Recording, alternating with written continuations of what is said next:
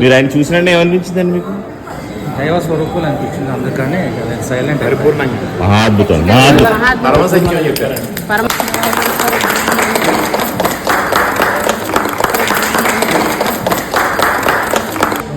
శ్రీ గురుభ్యో నమః.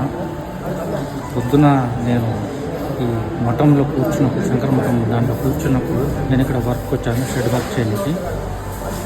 పొద్దున కొంచెం టీ ఇస్తారని చెప్పి కూర్చున్నాము, టీ టైం అది.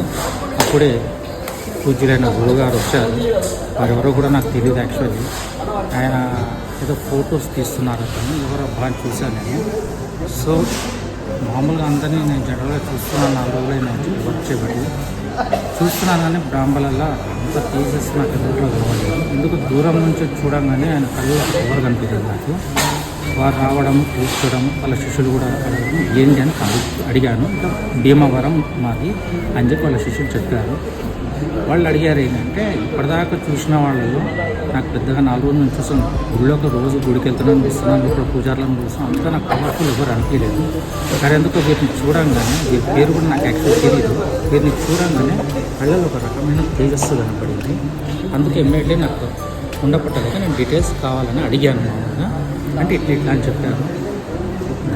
దేవుడితో కనెక్ట్ ఉన్న వారికే దేని మీద ధ్యాస ఉండదు, ఓన్లీ తపస్సు.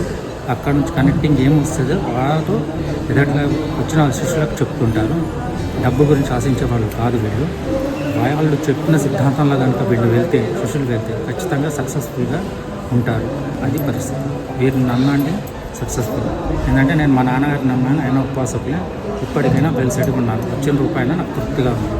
అట్లనే వీరిని నమ్మండి, హ్యాపీగా ఉంటారు. జై గురుదత్త.